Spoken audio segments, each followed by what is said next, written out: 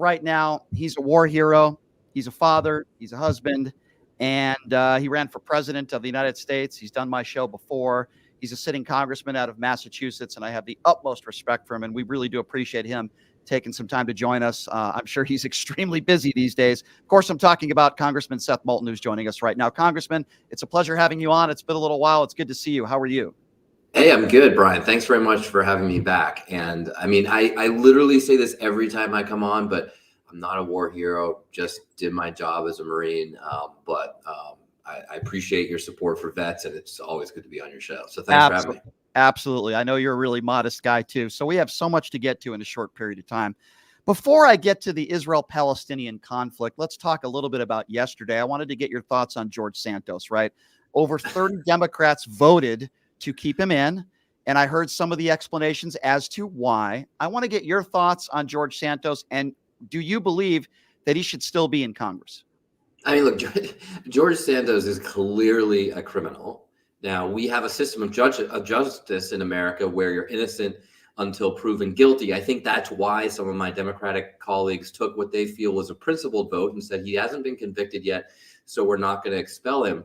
But that system of justice really doesn't have anything to do with the process of expelling members from Congress. There's nothing in the language around expulsion that says someone has to be convicted in a court of law. In fact, it exists specifically for colleagues in Congress to just say, you know what, you are so despicable that irrespective of what the courts may say, we're going to vote to expel you. And I think that George Santos meets that standard of despicability. Listen, I don't disagree with you on that word. He is despicable. He's a proven liar. He deceived the voters.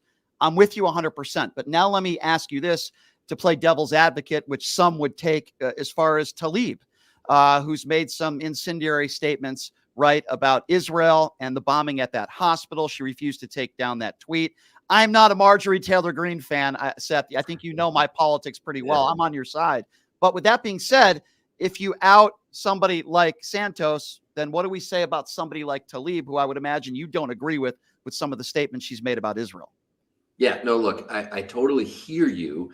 And there are a lot of statements that she's made both recently and in the past that I disagree with. But that's very different than being a criminal. Like, we have freedom of speech in America. In fact, a lot of Republicans voted to keep her in just because they said, we don't agree with her statements, but we agree with freedom of speech. The other practical reality here is that the motion, I guess you call it, that Marjorie Taylor Greene wrote to expel Rashida, that's like the literal text that we were voting on, was full of lies. It was just inaccurate. I know it's hard to believe, Brian, that Marjorie Taylor Greene would have written something full of lies.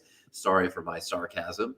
But yes, it was full of lies. So I'm just not going to vote for something that's untrue. Understood. I have to ask you this, Congressman.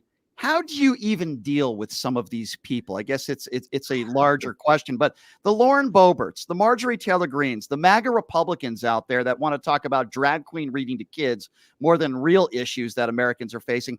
What are your interactions like with these people, and how do you deal with them, and how do you even interact with people like that? Okay, so 2-word answer to your question. How do you deal with them? I don't. I literally don't talk to them. I don't work with them. You know, we're fortunate to have 435 members of the House, another 100 senators. So there's a lot of people I can work with, including a lot that I work with on the other side of the aisle. As you know, I'm one of the most bipartisan members of Congress. Very proud of that. Have done a lot of bipartisan legislation. But I'm never going to pass a bill with Marjorie Taylor Greene. I'm never going to work on something substantive with Lauren Boebert. I mean, she's the most vapid. I mean, she might be one of the most vapid Americans, let alone vapid American people in Congress. So you just have to pick and choose your friends around here, and they are most definitely not my friends. I can totally understand where you're coming from. With that being said, let's now move on to the new GOP House Speaker Johnson, who seems to struggle to be able to separate church from state. I'm sure you have a lot of criticisms for the new speaker, as do I. What would you say about this guy in your interactions with him, if you've had any with him? And what do you make it that now he's the new GOP House Speaker? I would imagine some of his views, I think you would agree, are very radical and far right MAGA views that he has. What do you make of this guy? I mean, look, he's clearly a very MAGA guy, a MAGA Republican. But let me start with the good, because I'm not just going to criticize my colleagues. I mean, I'm not just going to be a partisan hack here on your show. I know Mike Johnson, the new speaker, because his locker is near mine in the gym. And so I often see him. He comes down in the mornings. I don't think he works out, but he does use the gym to shower. So sometimes I'll run into him after my workout. And I've had very nice conversations with him. A lot of Republicans say he's a decent guy, and that's not true. I mean, you can't have a reasonable conversation with Lauren Boebert, right? But you can have a very reasonable conversation with Speaker Johnson. And I did right after he was elected. He came in the next morning, just like he always does. And I said to him, I said, look, I appreciated your speech. It was very humble. It sort of introduced himself to the world, but even to a lot of members of Congress who really have never heard of the guy before. He was really out of nowhere that he became speaker.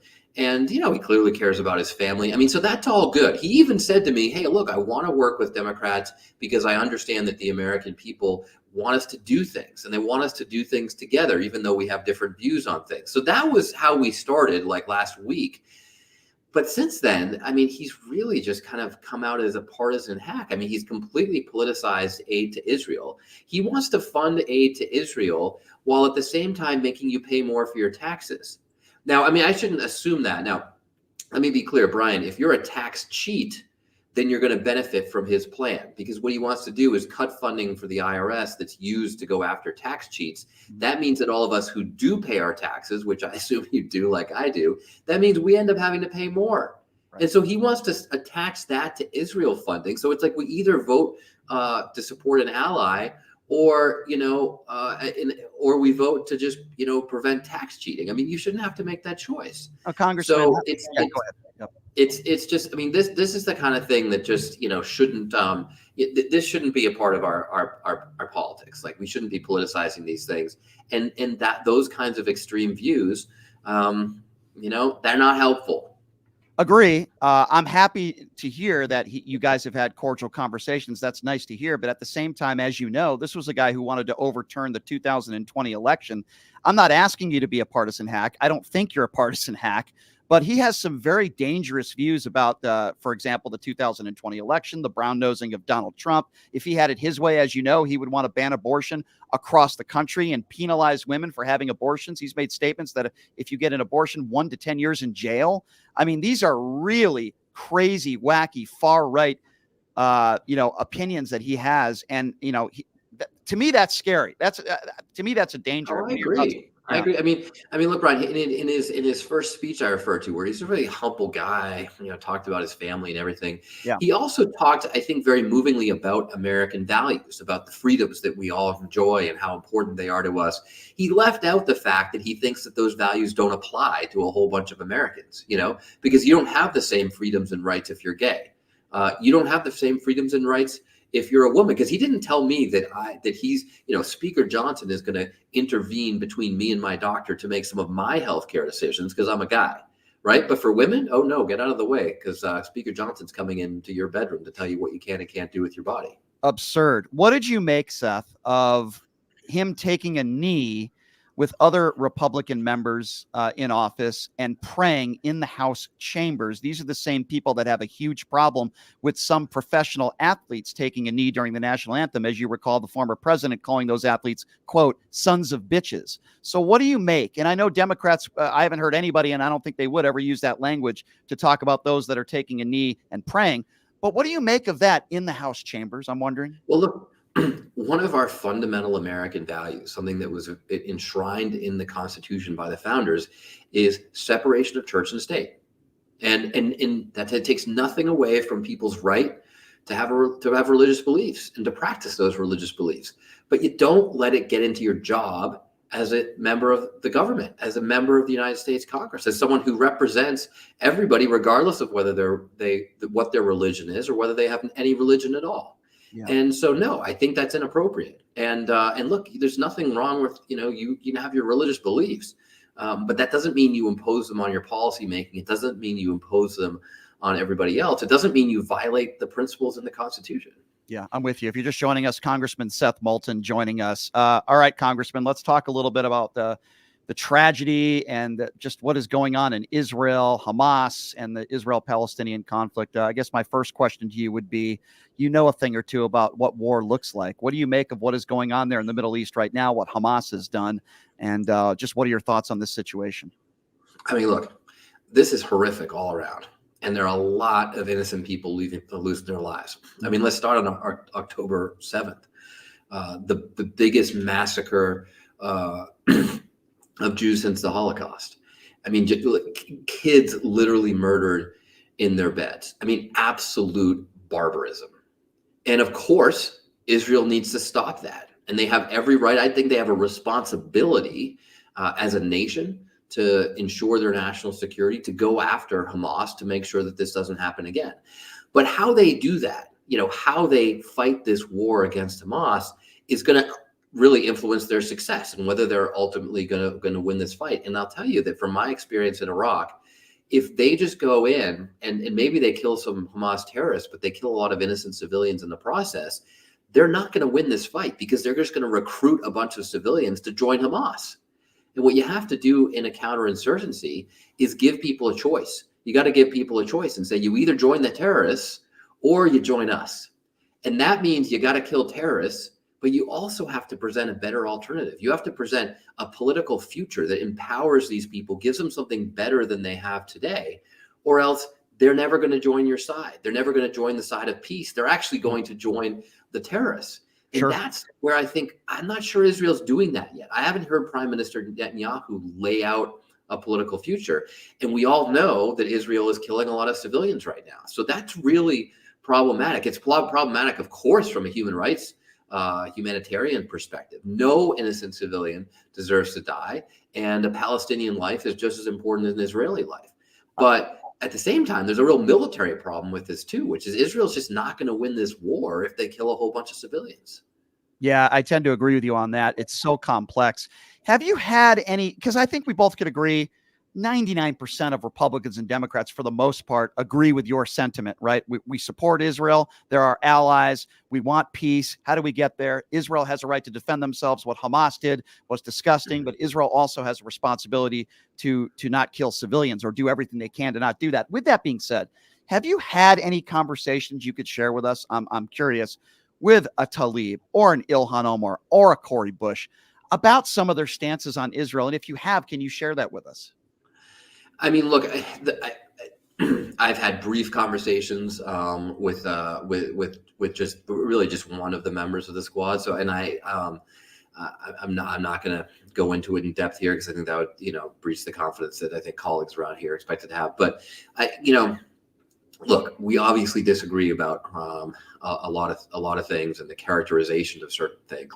But I mean, there are a lot of problems I have with things that Rashida Tlaib has said in particular that I think are just factually wrong, right? But at the same time, it's important for Muslim Americans, Arab Americans to feel like they have a voice, and some of them see a voice in some of these people, and I respect that, even if I disagree with some of their views. When somebody like a Donald Trump, yes, I do want to bring his name up here, makes a statement like, I could end the Ukraine war in 5 minutes or a day or whatever he says. When Republicans make statements, and it seems like there's a lot of Republicans out there that are anti-aid to Ukraine, a lot. What do you make of that? And what do you make of Donald Trump? I mean, he says a lot of ridiculous things every day. Yeah. When he makes a statement like that, here you are, you served this country honorably and risked everything. And then you have a former president says, oh, I could just end the war just by making a phone call. I'm just curious, somebody like you, what goes through your mind when you hear Trump make a statement like that? Well, you know what Trump ended in 5 minutes? He ended his service in Vietnam by dodging draft because of a fake bone spur in his foot. That's the sum total of Donald Trump's service in the military. That's what he knows about wars. That's what he knows about national security. And fundamentally, that's what he knows. That tells you everything you need to know about his service to the country. He thinks other kids should go and serve the country, not himself. And so when he makes these crazy statements that just prove he's an idiot when it comes to anything regarding war or fighting or serving, you just have to ignore him. I tend to agree with you, but here's something I don't think we can ignore. On a debate stage, I think it was the first presidential debate, the Republicans, they were asked, if Donald Trump is a convicted felon, will you still vote for him and support him? Except for two people, everybody else raised their hand and said, yes, I thought the Republican Party was the party of law and order. What does that say about where the Republican Party is at right now? That they hate Joe Biden so much, they hate the Democrats so much that they would vote for a convicted felon. Look, I mean, first of all, not every Republican agrees with that, right? And I represent a lot of Republicans in Massachusetts, and I represent them just as much as I represent Democrats. I mean, I literally work for everyone in my district, whether they voted for me or someone else. And I take that responsibility seriously. And there are a lot of Republicans I know who don't agree with that. But what it shows you, what that debate stage shows you, is that the leaders of the Republican Party right now are cowards because they're just scared. I mean, they know the truth. I mean, I talk to Republicans all the time, like down in the locker room here on the Hill, who they privately despise Donald Trump. But then 10 minutes later, they'll put on their tie, go up and get on TV and praise the living daylights out of him. That is unbelievable. So they're just scared. They're cowards. Can you give me, I don't want you to give out names. I know you wouldn't do that. Can you give me an example of a typical Republican that is elected in office, could be a congressman, a congresswoman, who you have a conversation with and they'll say certain things about Trump, and then just give me an example. I'm just curious because this doesn't surprise me. I'm thinking of someone right away that, is to say, oh God, rolling his eyes, Trump is such a disaster, we do anything to get rid of him. And then of course he leaves out the fact that he's already endorsed him for his 2024 election. That is unreal, Seth. I mean, it's so two-faced, right? And it's so. I mean, I'd honestly rather deal with some of the more like the super right wing people who actually believe some of this crazy crap, because at least they're being honest. You think like some of the names that we mentioned earlier, and again, I'm not asking you to do that, but like a Matt Gaetz. I always thought that Matt Gaetz, he just wants to be the governor of Florida and he wants to make a lot of noise. And a friend of mine, Joe Walsh, who ran for president, former congressman, he said a guy like a Jim Jordan who's never passed anything in his life, they're not lawmakers, right? You guys, there's a reason why they call you a lawmaker, because you want to put law on the books into effect and help the American people. But a guy like Jim Jordan has never passed anything in his life. You think that's kind of forgotten sometimes, where they forget what they're there for? It's not to make noise. Yeah, totally. I mean, because look, the idea was you send different lawmakers from different parts of the country to Washington to have different perspectives on making laws. But what's happened is we've gotten a whole bunch of lawmakers who just want to tear the place down. And that's clearly what Matt Gaetz did. I mean, we didn't have a Speaker of the House for 3 straight weeks. That's never happened in our nation's history. And we've had a lot of crazy people with crazy views serve in Congress. Joe McCarthy in the 1950s. I mean, this, the whole Red Scare, going after communists and gays, and I mean, just a witch hunt, right? That's what he's known for. But he didn't try to burn. I mean, he didn't literally burn the institution down. He didn't eject the Speaker. Yeah. But that's what Matt Gaetz does. Sure. So, yeah. I mean, this is unfortunately the challenge that we have. Is there are great Republicans across the aisle that I can work with, because we have different perspectives on policy, and we'll argue and debate over how to get something done. A lot of times we'll even agree on getting something done, but it's just, okay, how do we get there? Right. Like when I passed 988, the National Mental Health Hotline, that's been so important, saving lives of veterans. It's like the new, replace the old suicide line. You can call if you have a mental health emergency anywhere, any cell phone. It's saved thousands of lives already. I worked with a Republican, an Air Force vet from Utah, conservative guy, Chris Stewart. We had disagreed a bunch of things, and we had some disagreements on like how this law would be funded, for example, right? Like, how are you going to get the money to pay for all the people who answer your phone calls? So we had that debate, right? But we all agreed, both of us agreed on getting this done because we knew it was important for America. But you can't work like that with a Jim Jordan. And that's why he hasn't passed a single bill in his entire career, which, by the way, that's pathetic. Come on. Awful. And I commend you for that bill. And you're helping so many people and veterans and so many people in this country. I commend you for that. A couple more quick questions for you, and then I know you have to go, Congressman, and we appreciate the time. How do you see this next year going? I mean, we're in unprecedented times where the former president, still the front runner for the Republican Party by a long shot, is facing 91 felony counts, 91, including breaking the espionage. I mean, there's so many different serious laws that he allegedly broke. How do you see this thing playing out? And you've seen the polls, right? All due respect to Joe Biden, but most of America, Republican and Democrat, do not want to see Donald Trump versus Joe Biden. So how do you see the next year playing out, and where do you see this going? I mean, look, I came to Congress calling for a new generation of leadership in our politics, and I think that's the way a lot of Americans feel right now. I mean, I think that there's no question between Joe Biden and Donald Trump that one's an indicted criminal, and the other, you may not agree with everything. You might think he's a little bit old, but he's a good man who's trying to do the right thing, even if you disagree sometimes on his perspective on things. And I think most Americans can sort of see that at the end of the day. But look, a lot of people are just frustrated. Like, come on, we've got like hundreds of millions of people in America. Can't we get some fresh blood? I mean, that's why I spend a lot of time recruiting vets to run for Congress. I want people who understand what it means to serve the country, to come and serve the country again, in a way where, servant leadership matters, right? So look, I'm working on this, but the bottom line is, Joe Biden's our nominee. I think he's done a good job as president. I think he can do a good job for another 4 years. And the alternative is terrible. And as Joe Biden himself says, don't compare me to the almighty, compare me to the alternative. That's Donald Trump. He's going to take the country backwards. But having said all of that, I'm not going to tell you that there's not need for a new generation of leaders in our politics. I think a lot of us can agree on that. Absolutely. Congressman, when I think of the word patriot, I think of people like you. I know you're a modest guy risking your life, though, for this country. I feel like the word patriot, especially from the right, is thrown out way too much. Example, I don't think if you throw your MAGA flag around on the back of your car, that makes you a patriot. And you alluded to that you want to get more people, more veterans running for office. I couldn't agree with you more on that. Do you think that just people throw that word around too much now? Like you're some sort of patriot if you go in front of a Target and harass customers and tell them not to go in there because you don't like some of the stuff they're selling that might be pro-LGBT shirts or whatever. I just feel like some people throw that word around where it shouldn't be thrown around. There's so much just like fakery all over America, right? Like people saying one thing and doing another, or pretending to be something that they're not. I mean, it's all over social media, and yeah, that's happened with patriots too. I mean, we should take patriotism really seriously. It's fundamental to who we are as Americans, and you don't get to just be a patriot because you grab a flag or say something nasty about someone else. You get to be a patriot by serving your country. And that's what people should do. And you certainly are nothing short of that. Congressman, it's always a pleasure having you on this show. I've always appreciated the times that we've spent together where you've come on. If you ever come back to Vegas, you're welcome back in studio.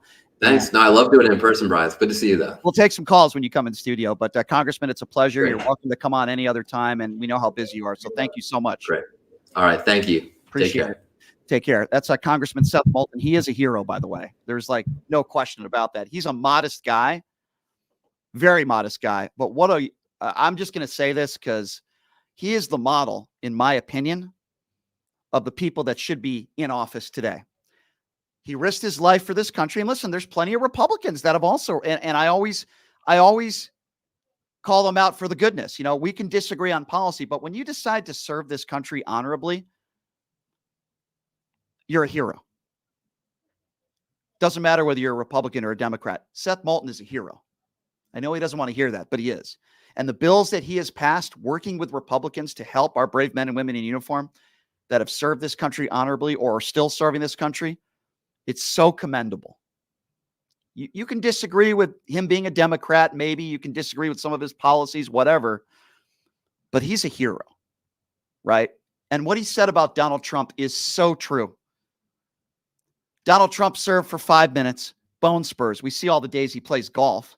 Donald Trump was the first guy to go after Barack Obama for all the golf that he played. Donald Trump's played twice as much golf as Barack Obama. If you don't believe me, you could look that up. But Donald Trump had his bone spurs, right? He had his bone spurs. And then the doctor who wrote that up for him, his family's come out because the doctor is since deceased and said it was all a lie. That their father said he had bone spurs and it was a lie so he can dodge the military. That's not a patriot. We have these right-wing pundits out there that have these Superman pictures imposed of Donald Trump. Donald Trump is Superman. First of all, has you looked at the guy? At least Joe Biden's on a bicycle. I know what you're going to say for some of you, right? Well, he fell on the bicycle. So what? Donald Trump lied. He's lied his whole life. He dodged the military. He's the opposite of a patriot. He's a traitor to this country. But there are still Republicans that, I like some of his policies. Well, let me put it to you this way. If you're a policy-driven guy and you vote for people based on policy, he ran on two things in 2016. Donald Trump ran on, we're going to build a wall and Mexico's going to pay for it, and I'm going to hire a special prosecutor to put Hillary Clinton in jail. He didn't build the wall. He built 16% of the wall, and Mexico didn't pay $1 for it. Failed policy. Not only was Hillary Clinton never convicted or indicted, but he didn't even hire a special prosecutor to look at her. So wouldn't you call that somebody with failed policies? So you can't use that excuse. Oh, but Brian, the economy was great. Well, guess what? How did it work out when COVID struck? Oh, last I checked, we got COVID under the Donald Trump administration. How did the economy turn out after that? Now, I'm not blaming Donald Trump for COVID. I never would. But if you're going to make the argument that, oh, look at how great the economy was, well, how did it work out with COVID when the entire country was basically shut down? Again, not Donald Trump's fault. Now, I would also argue that we weren't ready for COVID. Most of the world wasn't ready for it. But 15 cases down to 0, turning your coronavirus press conferences into campaign rallies, talking about injecting yourself with disinfectant. And then if you want to give Donald Trump credit for the vaccines, Operation Warp Speed, many far-right MAGAs out there say that the vaccine is poison, which, by the way, it's not. That's a lie. Medical misinformation. But you can't have it both ways. The reality of the situation is this, if you're a Republican. Like it or not, Donald Trump is the face of the Republican Party. He's beating everybody else, as he would say, in a landslide. They're running for second place. He is the face of the Republican Party. The face of the Republican Party today is a proven, in court, liable rapist with 25 plus women that have accused him of sexual assault or rape. He is facing 91 felony counts, and I guarantee you, eventually, he's going to be a convicted felon. They're going to get him on some stuff. And it's not because of George Soros. It's not because of Big Bird or Disney. Okay? Donald Trump is going to be a convicted felon, whether you like it or not. I will open up the phone lines if you want to be a part of the conversation. 702-221-7283. And again, that number, if you want to be a part of the conversation, 702-221-7283. We just had Congressman Seth Moulton on the line, a war hero, somebody who I have a tremendous amount of respect for. I will also get into the George Santos stuff a little bit more with you. We touched on that a little bit with Congressman Seth Moulton.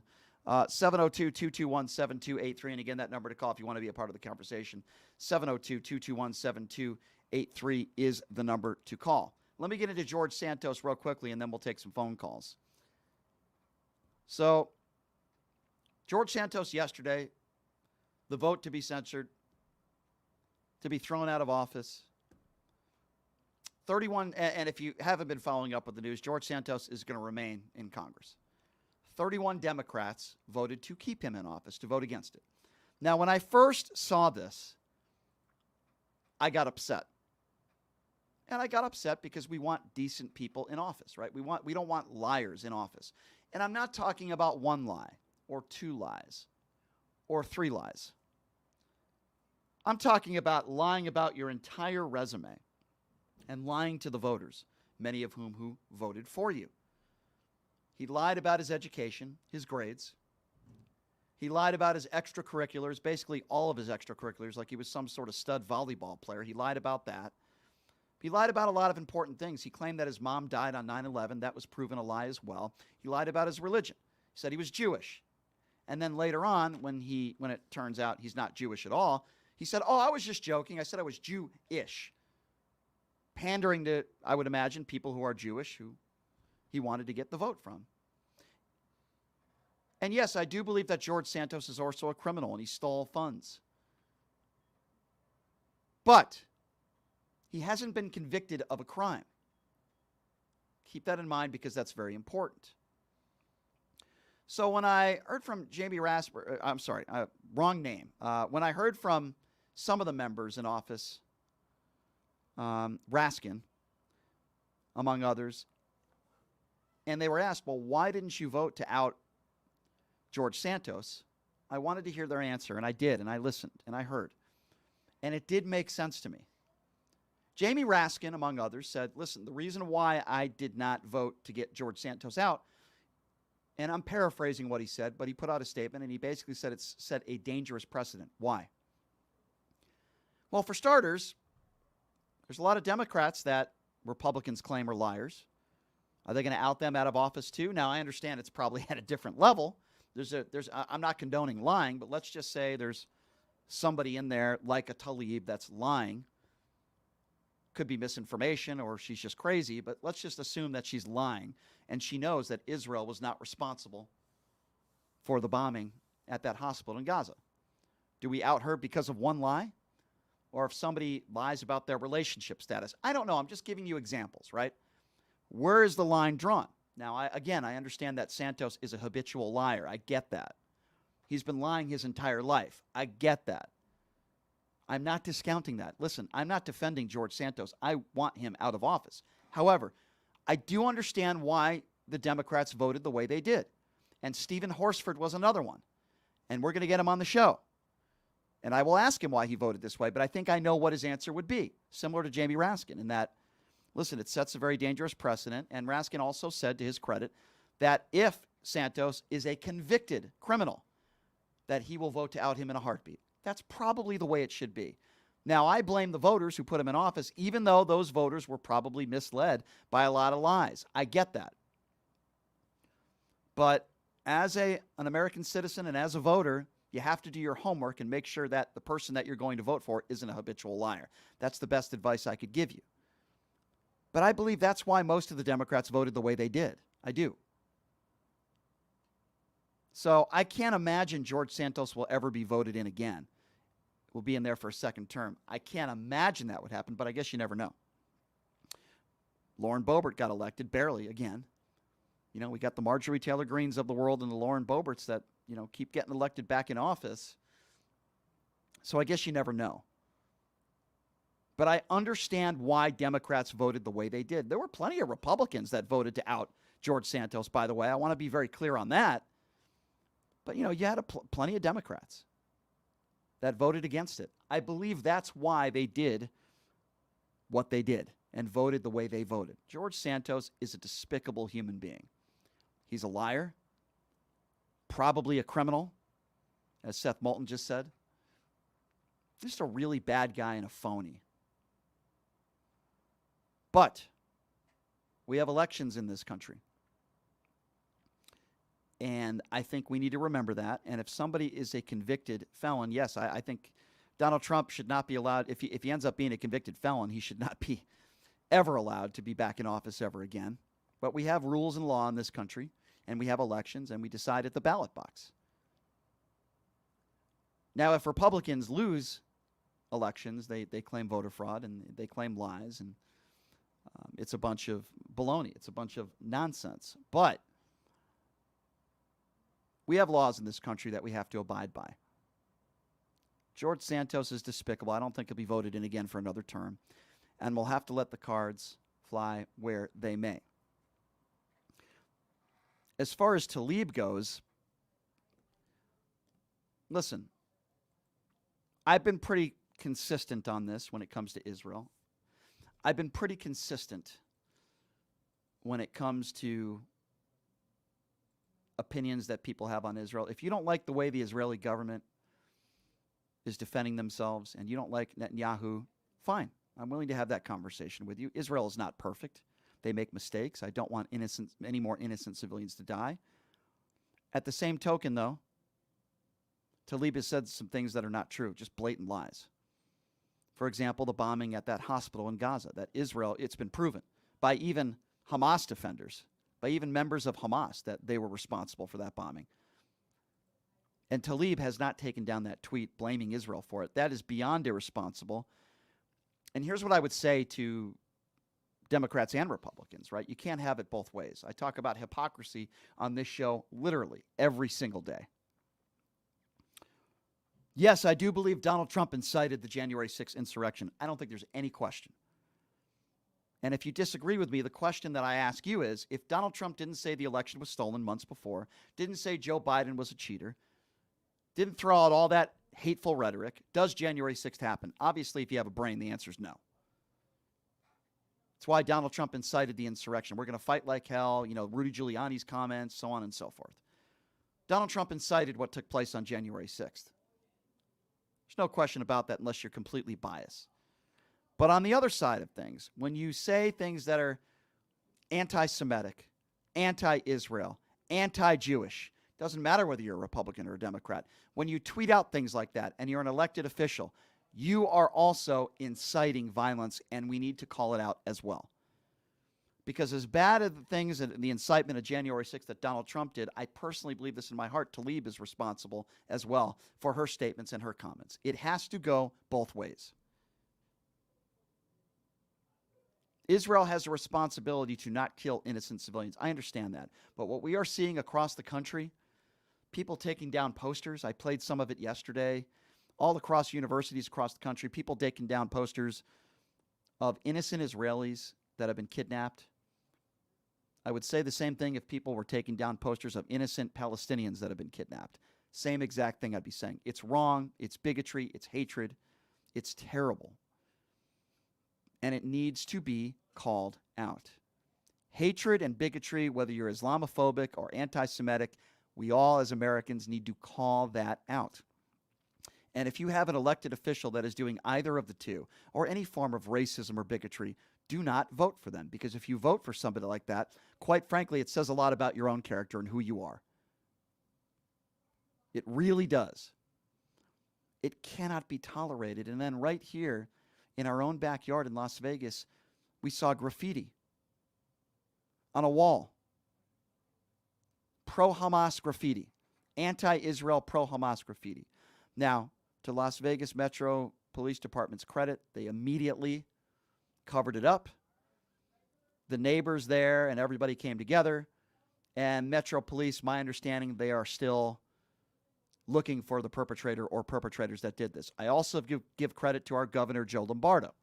And while I might disagree with him on some issues on policy, I do give Joe Lombardo credit for going on social media and speaking out against it right away, as he should, and I give him credit for doing so. That's leadership. So what can we do as American citizens? What can we do? Continue doing what you're doing. Call out these people. Take out your cell phone. If you see somebody, it could be an innocent Palestinian that has been captured, a poster that somebody takes down. You could be burning a Palestinian flag or an Israeli flag. Record it. Let's find out who these people are, and let's send the video to their employer. That's what we can do as Americans. You might be saying, Brian, what can we do? There's going to be hateful people out there in the world. Yeah, you're right. There are. We can record them in public. Record them. Let's find out who these people are. And there are people in this country that are doing that, and I give them all the credit in the world. They're heroes for doing so.